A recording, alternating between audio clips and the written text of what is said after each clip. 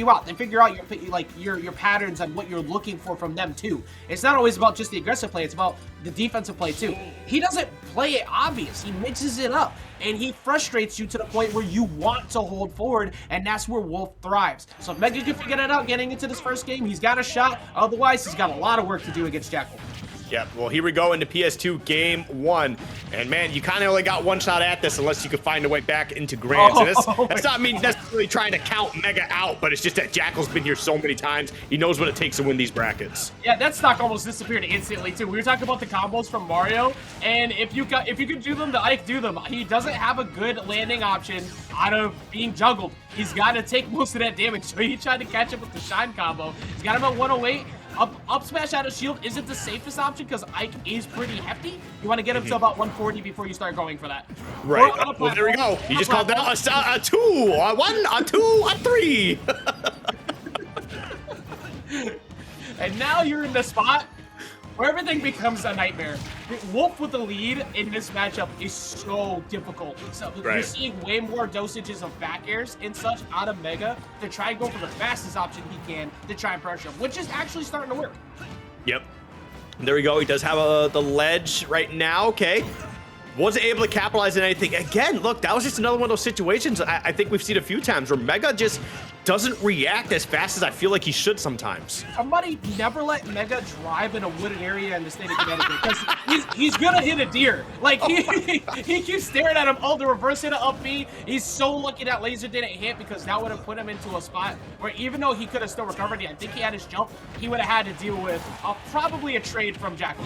Yeah, dude, I wouldn't even say that he's gonna hit the deer. Sometimes it looks like he is the deer in the headlights. Let's be honest here. But that's an unfortunate position. Doesn't matter if you're reacting or not. You're gonna get caught up in that up smash. And now we got Jakal with a 3-1 stock lead at the moment. Of course, I said something, and I would not be a good caster if I couldn't curse people.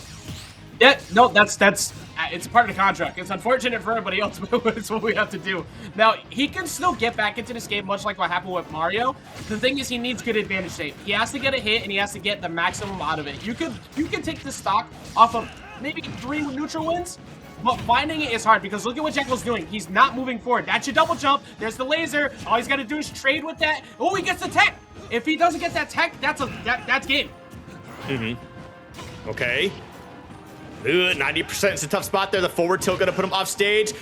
You gotta be careful, man. Jakal is definitely gonna be ready for you to be on the aggressive end there with that quick draw onto stage. That's a laser, and that's gonna be the game, man. Called out the jump and the quick draw. This went a little too high and just too far to be able to drift in for the Aether. Honestly, that's just a great game from Jakal. Yeah, he had to do that pretty much there too, because the only other option you had was go low, jump, and hope Jakal doesn't hit you with the downer on the apex of Aether. Problem is, Jakal's gonna hit that apex of Aether like 9 times out of 10. So you try to go for the quick draw so you avoid that, but the laser covers it. It's a safe option, and that puts him potentially into losers. Because remember, everybody, this is all best of 3 because they gotta get home at a proper time. You try driving at through Jersey at this time of night. I ain't doing it, but I think Mega. We saw this before where he lost the game. And he made all the adjustments to get back in against Sean. I think he can still definitely do it here against Jakal. He's just got to actually play. He's got to play around Jakal's aggressive patterns. And actually, he's just dealing with it right now. He's just challenging him up close. Yeah, no, he's doing a good job right now. But, I mean, Jakal time is always going to find a way through. It's going to happen. There we go. A big back here. Go way out there. That was actually really nice because you got to keep in mind, right? Wolf Nair is already, like, that is one hell of a drug. Like, let's be honest here. He can pretty much clank with anything. You clank with Ike all the way out there. He's not making it back, but he does find the back here. Going to be able to close out that first stock.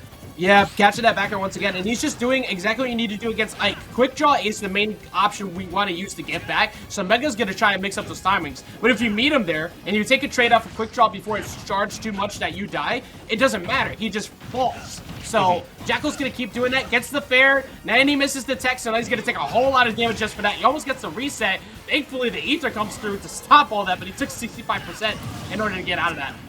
Yeah, no, honestly, just a great opening and the up air to close out the stock. Yeah, right now, Mega is playing much better than that game 1. And, you know, that's just one thing we got to point out. Like, Mega's mentality is actually really good. Doesn't matter what situation he's put into. He's going to find a way to play his game and get his stuff going. Yeah, just keep that composure. Make sure you don't get reckless. And using things like these backers again, frame 7 option on, like, any trades you could go for, way better than trying to find a fading fair, because that puts you in a spot that's easy to challenge. He keeps getting the jumps from ledge. He actually just somehow found like the one singular safe position in front of Jakal, said hello. And he didn't even get punished for it. Like, that was just Jakal going, how did you get here? Hey, look, you know that one scene from Emperor's New Groove? You know that one scene from Emperor's New Groove where they get there before before them? They're like, how did we get here? Well, by all means, the calculations don't make sense.